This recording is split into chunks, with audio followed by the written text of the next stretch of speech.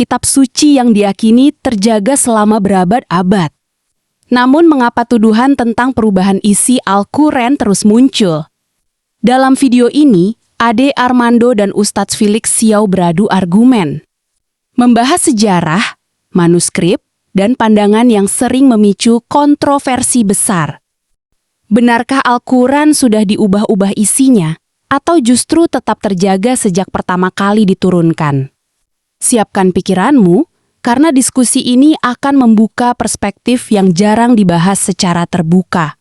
Umat Islam artinya harus tahu bahwa hanya dalam beberapa atau puluhan tahun sesudah Nabi wafat, sudah terdapat sejumlah atau banyak versi Al-Quran. Artinya tidak terdapat hanya satu versi Al-Quran. Itu kemudian memang diseleksi, tapi penseleksian itu dilakukan oleh orang-orang biasa. Para penseleksi itu pasti kalangan terpilih, pintar, bisa dipercaya, tapi mereka adalah manusia yang mungkin saja melakukan kesalahan. Selain itu, ternyata walau sudah ada satu versi tunggal terstandarisasi oleh Utsman, itu belum menutup kemungkinan masih adanya versi-versi yang tidak diperiksa oleh tim Utsman dan terus bertahan di masa-masa berikutnya. Buktinya, setelah penseleksian di era Utsman, standarisasi kembali dilakukan di era Khalifah kelima Bani Umayyah, Abdul Malik bin Marwan. Saat itu Khalifah Abdul Malik membentuk komite untuk melakukan standarisasi Al-Quran yang terdiri dari 6 ulama. Mereka bersama menentukan mana yang perlu dan tidak perlu dimasukkan dalam Al-Quran.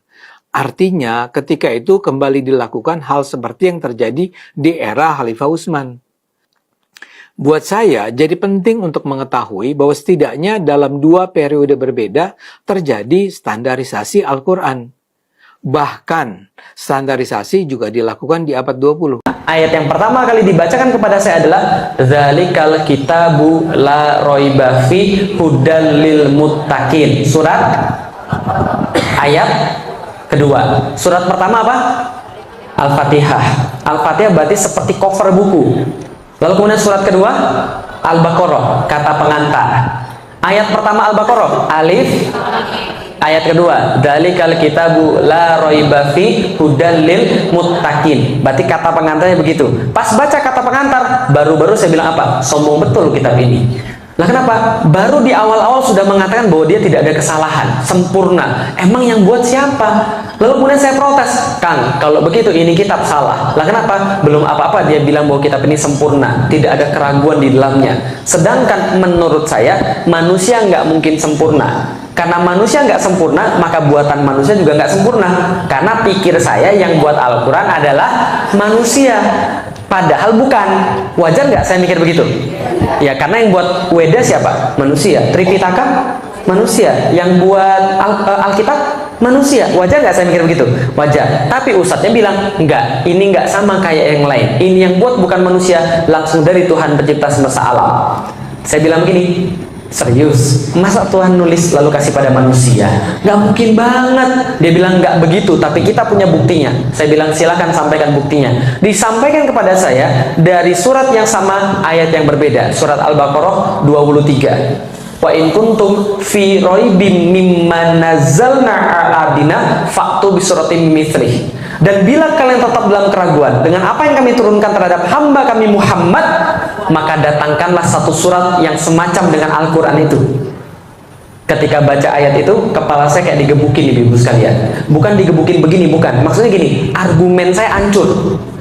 Jadi landasan mikir saya hancur. Lah kenapa hancur? Karena ditantang langsung dari dasarnya. Seolah-olah Al-Quran pengen bilang begini, udah dilik, gak usah banyak ngomong. Gini aja, kalau kamu hebat, datengin yang semacam dengan Al-Quran. Satu surat aja. Di antara Al-Quran ada 114, pilih yang mana yang paling pendek, yang mana yang paling mudah, datengin. Kalau kamu bisa, Al-Quran kalah. Tapi kalau kamu nggak bisa, ikut aja Al-Quran. Simple nggak? Fair nggak? Seperti saya bilang ini, ibu-ibu yang di sini yang merasa hebat, ayo kita berantem 1 lawan 1. Kalau ibu-ibu kalah, jadi anak buah saya. Kalau saya kalah, jadi anak buah ibu-ibu sekalian. Adil nggak? Adil. Cuma Al-Quran tidak adil. Al-Quran katakan, wad'u syuhada'akum min dunillah in kuntum shodiqin. Kalau anda nggak berani sendirian, maju semuanya sekalian. Coba ditantangin seluruh manusia. Seluruh manusia ditantangin Al-Quran, suruh buat satu surat yang semacam dengan Al-Quran, walaupun yang paling pendek, sampai sekarang bisa atau enggak? Ketika saya baca itu, saya kaget loh. Saya bilang sama ustadznya, ini benar nggak ada yang bisa mendatangkan yang semacamnya? Ustadznya bilang, silakan cari aja. Saya mikir begini, ini surat turun 1400 tahun yang lalu. Kalau ada orang yang bisa, tentu dari dulu sudah dilakukan. Ternyata setelah saya cari, betul nggak ada. Akhirnya apa yang saya pikir? Ini segel ini. Paham ibu sekalian? Ini segel dari pabrik ini. Maka saya bilang, Tuhan saya namanya Allah, Rasul saya namanya Muhammad, dan agama saya Islam. Lah kenapa? Karena saya punya bukti sekarang yang enggak saya dapat ketika di agama-agama yang lain. Saya punya bukti, maka saya masuk Islam. Bisa dipahami ibu sekalian? Nah, ini penting betul. Lah kenapa? Al-Quran itu segel. Nih, coba kita lihat, ibu-ibu sekalian. Kalau kita lagi jalan di jalan, ada polisi berhentiin, berhenti nggak? Kenapa berhenti? Karena polisi. Tahu dari mana kalau dia polisi? Seragam. Selain seragam apa lagi? Buktinya apa lagi? Kartu petunjuk, ada peluit, ada kemudian ya pengenal lah bahwa dia adalah polisi. Betul begitu? Berarti setiap petugas pasti punya bukti. Betul? Rasul itu petugas atau bukan? Petugas. Petugasnya siapa? Turun ke dunia. Bawa bukti nggak? Kalau dia dari Allah, apa buktinya? Bukan. Setiap nabi-nabi buktinya apa namanya? Mujizat. Mujizat artinya bukti. Mujizat artinya bukti. Salah. Mujizat artinya keajaiban. Salah. Mujizat artinya, ingat baik-baik, mujizat asal katanya ajaza. Ain jim za. Itu asal katanya. Ajaza. Ajaza artinya lemah. Hati-hati ya. Al-Aziz itu yang maha kuat, Allah. Tapi kalau Al-Ajiz itu yang maha lemah. Jadi kalau ngomong bahasa Arab itu hati-hati. Kalau salah dikit aja makhrajnya, salah semua. Kolbu itu hati, kalbu itu anjing. Hati-hati. Harus kolbu, ada kol-kolahnya. Kolbu. Kalau kalbu, anjing. Kalau kolbu, jelas ya? Ajaza artinya lemah. Mukjizat artinya yang melemahkan. Loh, kok yang melemahkan? Jadi gini ceritanya. Setiap nabi turun itu selalu membawa sesuatu yang membuat yang lain terasa lemah terhadap itu. Makanya mukjizat tergantung tren. Tergantung apa? Tren. Contoh, Nabi Musa. Trennya apa waktu itu? Sihir, yang lagi keren. Orang yang bisa sihir dianggap hebat, dianggap kuat, dianggap luar biasa. Nabi Musa turun, bawa yang lebih hebat daripada sihir. Apa itu? Apa bukti yang diberikan Allah? Tongkat. Bisa berubah jadi? Bisa membelah laut. Setelah Nabi Musa wafat, apakah mujizatnya masih ada? Masih ada tongkat yang model begitu? Kalau masih ada, saya mau beli 2. Nggak ada lagi tongkat model begitu. Semua mujizat diangkat ketika nabinya wafat. Ganti masa Nabi Daud. Nabi Daud yang lagi ngetren apa? Nabi Daud yang lagi ngetren apa di masa itu? Perang. Orang yang paling hebat adalah orang yang paling gede badannya. Maka ada cerita Jalut. Jalut itu orang Filistin, yang orang Filistin badannya di atas rata-rata. Nah ini Jalut orang yang paling bongsor di antara Filistin, berarti lebih gede lagi. Maka orang gede kuat. Maka diturunkan Nabi Daud dengan mujizat bisa melembutkan besi. Dia pakai baju zirah, dia pakai baju besi, menang jadi raja. Gitu kan ya? Nabi Sulaiman anaknya Nabi Daud lagi ngetren apa? Buat gedung-gedung megah, kendaraan-kendaraan super cepat, dan sihir-sihir yang mematikan. Maka Allah kasih dia orang naik kendaraan-kendaraan biasa unta, dia kendaraannya apa? Angin. Orang buat megah, bangunan-bangunan megah, dia buat bangunan rumahnya itu pintunya aja 9 pilar. Pintunya doang. Tehelnya kaca semua. Gitu kan ya? Itu Nabi Sulaiman. Ganti masa lagi, Nabi Isa. Nabi Isa yang lagi ngetren apa? Trennya ganti. Apa yang lagi ngetren? Medis, kesehatan. Orang lepra, buta, kusta sekali sentuh selesai. Orang mati hidup, gitu kan ya, atas izin Allah. Tapi setiap nabi wafat, nabinya diangkat, mujizatnya diangkat. Betul? Nabi Muhammad yang lagi ngetren apa di kalangan orang-orang Arab dan di kalangan dunia pada saat itu? Syair, sastra, bahasa, informasi. Ya, maka turun Al-Quran yang informasinya ngeri, sastranya ngeri, nggak ada yang nyaingin. Stres tiap orang di depan Al-Quran. Ini kok bisa kayak begini? Ini kok bisa kayak begini? Betul kan ya? Semua orang merasa lemah di depan Al-Quran. Hebatnya adalah apa? Nabi Muhammad ini kemuliaannya, ketika dia wafat, Al-Qurannya nggak diangkat. Mujizatnya tetap ada. Supaya kenapa? Allah pengen tanya Anda perlu bukti apa lagi untuk beriman? Sudah ada itu. Yang lain diangkat, nggak bisa lagi. Mujizatnya mana? Mujizat mana? Nggak ada. Nabi Muhammad tetap ada. Mujizatnya di mana kalau gitu? Nih, kalau gitu saya lihat. Bahasa sastra itu beda dengan bahasa biasa, betul? Saya seorang penulis, dikit banyak saya tahu sastra. Contoh, ini bahasa biasa. Bapak dan ibu pergi ke pasar, paham? Bahasa sastranya nggak begitu. Bahasa sastranya bisa jadi begini: ayah dan bundaku, mereka meniti jalan menuju tempat orang berjual beli. Kan gitu kan? Lebih susah dipahami yang mana? Yang pertama atau yang kedua? Dalam sastra itu selalu berlaku satu hal yang sangat-sangat sederhana. Kalau Anda mau pilihan katanya indah, Anda keluar daripada makna yang sebenarnya. Tapi kalau Anda mau kemudian maknanya yang dapat, Anda pakai bahasa yang sederhana. Bisa dipahami ibu sekalian? Kalau Anda mau pilih keindahan bahasa, maknanya harus dikurangi. Kalau mau maknanya, keindahan bahasanya harus dikurangi. Satu-satunya yang maknanya bagus, indah katanya mantap, itu cuma Al-Quran. Bisa dipahami ibu sekalian? Maka orang-orang stres melihat Al-Quran. Kok bisa begini? Contoh, nih salah satu contoh. Kenapa dikatakan bahwa tidak ada yang bisa mendatangkan yang semacam dengan Al-Quran? Nih contoh. Suatu masa ketika Rasul masih ada yang bilang bahwa dia juga nabi. Ada yang mengklaim nabi juga, namanya Musailamah. Musailamah dia digelari Al-Kadzab. Al-Kadzab artinya sang penipu. Nah, kenapa dia digelari sang penipu? Karena dia bilang bahwa dia adalah nabi. Musailamah ini juga kemudian mengaku nabi. Suatu waktu turun surat Al-Asr. Ada yang hafal surat Al-Asr? Ya semua hafal. Wal asri. Innal insana lafi husrin illal ladzina amanu wa amilus solihati wa tawassaw bil haqq wa tawassaw bis sabr. Ini surat pendek atau panjang?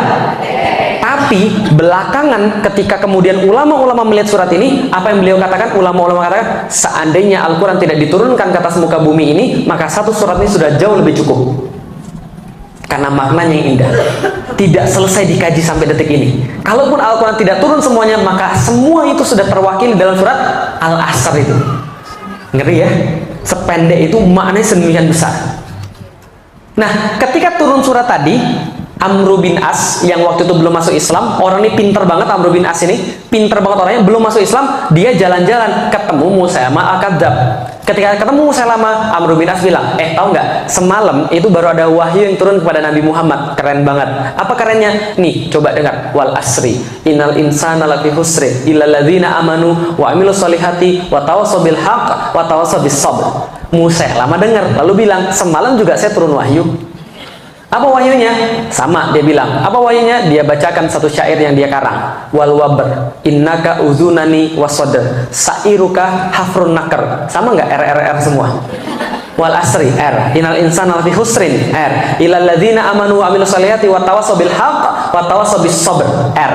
Rimanya pas, temponya pas, belakangnya R semua, maknanya nggak selesai dikaji sampai sekarang. Tapi Musailamah belakangnya R semua. Tahu artinya? Wal wabar, demi kelinci. Innaka uzunani wasodar, pada dirimu terdapat dua telinga yang panjang dan dada yang membusung. Sa'iruka hafrun nakar, di sekelilingmu terdapat galian tanah. Ketika dengar itu, Amr bin As tertawa terbahak-bahak kemudian bilang, Musailamah cukup. Lalu kenapa? Nanti orang-orang menertawakanmu. Lalu dia bilang sama Khalid bin Walid, yuk kita ke tempat Muhammad, kita masuk Islam. Gara-gara dengan surat Wal Asri. Surat Toha 1-20 itu membuat Tufail bin Amr ad-Dausi yang hafal 200 ribuan syair bertekuk lutut, nangis, lalu berkata, saya nggak pernah dengar yang kayak begini. Lalu kemudian dia masuk Islam. Bisa dipahami misalnya? Kita aja mungkin yang nggak ngerti bahasa Arab, ini mana bagusnya? Bisa dipahami ibu sekalian?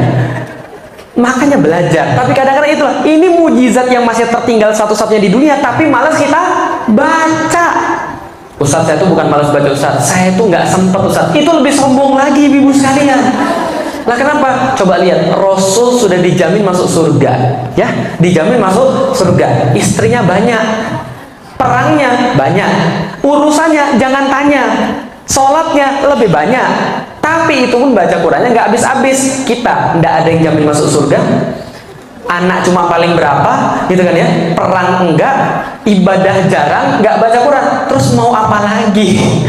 Paham ibu sekalian? Padahal itu petunjuknya. Bisa dipahami ibu sekalian? Oke, dari situ saya tahu apa tujuan hidup manusia. Wa ma khalaqtul jinna wal insa illa liya'budun. Tahu dari mana? Al-Quran. Kenapa percaya dengan Al-Quran?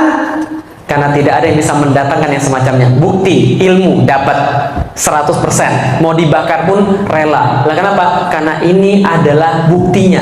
Bisa dipahami ibu sekalian. Mau mati pun rela. Karena sudah dapat buktinya. Akan kemana setelah mati? Kembali kepada Allah. Kata siapa? Al-Quran. Ayat mana yang bilang begitu? Inna lillahi wa inna ilaihi roji'un. Pasti saya kembali pada Allah. Kenapa percaya dengan Al-Quran? Tidak ada yang bisa mendatangkan yang semacamnya. Bukti. Makanya saya tetap objektif. 3 minggu setelah saya masuk Islam, bapak saya bilang, saya bilang sama bapak saya, Felix masuk Islam. Bapak saya bilang, kamu gila kamu ya? Enggak. Kenapa kamu masuk Islam? Karena ini agama yang paling benar. Kamu itu gila. Nih, papi ajak pergi gereja. Kita diskusi dengan pastor-pastor. Saya bilang, gak usah repot, gini aja. Seluruh pastor ajak ke rumah, seluruh suster ajak ke rumah. Mereka bawa Alkitab, saya bawa Al-Quran. Kalau mereka bisa menunjukkan ada yang salah di dalam Al-Quran, saya balik lagi ke dalam agama mereka. Tapi kalau mereka nggak bisa dan saya bisa nunjukin di situ ada yang salah, mereka masuk Islam. Mau nggak? Nggak mau, nggak jadi. Nuh, bukan kita yang sombong. Kita nggak boleh sombong, tapi Allah boleh nggak sombong? Maka ulama-ulama mengatakan surat Al-Baqarah ayat 23 itu adalah semacam tanda-tanda kesombongan Allah terhadap manusia yang merasa dirinya lebih kuat daripada Allah, dirinya lebih tahu daripada Allah, atau dirinya lebih besar daripada Allah. Nggak ada. Maka sampai sekarang saya fair. Kalau ada yang bisa mendatangkan Al-Quran yang semacam dengan Al-Quran, saya sekarang juga keluar dari Islam dan saya masuk agama dia. Tapi kalau dia tidak mampu, harusnya dia masuk. Bisa dipahami ibu sekalian? Loh kok Ustaz berani bilang begitu? Ya beranilah, Allah yang jamin. Bisa dipahami ibu sekalian? Itu mukjizat loh, Allah yang jamin. Maka kita harus percaya. Karena itu sudah 1400 tahun nggak ada yang bisa datangin semacamnya. Bisa dipahami ibu sekalian? Berarti itulah alasan kenapa kita Muslim, nggak yang lain. Karena yang lain nggak punya bukti, cuma Islam yang punya bukti. Nah, dari Allah akan kembali pada Allah dan di dunia adalah beribadah pada Allah. Ini penting banget. Kalau dari tadi ocehan saya mau dilupakan, boleh. Tapi jangan lupakan ocehan saya yang terakhir ini. Apa ocehan saya yang terakhir? Nih, apa yang dimaksud dengan iman? Apa yang dimaksud dengan akidah? Apa yang dimaksud dengan tujuan hidup yang saya bilang tadi? Kalau diwariskan pada anak kita lantas kita aman semuanya. Nih, yang dimaksud dengan iman adalah keyakinan 100% bahwa kita berasal daripada Allah Subhanahu wa taala berdasarkan ilmu dan bukti, dan keyakinan 100% bahwa kita akan kembali pasti kepada Allah berdasarkan ilmu dan bukti sehingga jadi 100%. Karena kita yakin 100% kita dari Allah dan kembali kepada Allah, maka di dunia kita wajib beribadah dengan cara yang Allah berikan, syariatnya. Karena tatkala kita kembali kepada Allah, kita pasti akan dihisab perbuatan kecil apalagi yang besar. Perdebatan mungkin tidak selalu menghasilkan kesimpulan yang sama, namun selalu membuka ruang untuk memahami lebih dalam. Tentang keaslian Al-Quran, jawabannya kembali pada sejarah, penelitian, keyakinan, dan cara setiap orang memahami sumber-sumber yang ada. Yang terpenting bukan hanya mempertahankan pendapat, tetapi berani mencari dan memahami sebelum menilai. Teruslah mencari, karena kebenaran tidak pernah takut untuk diuji.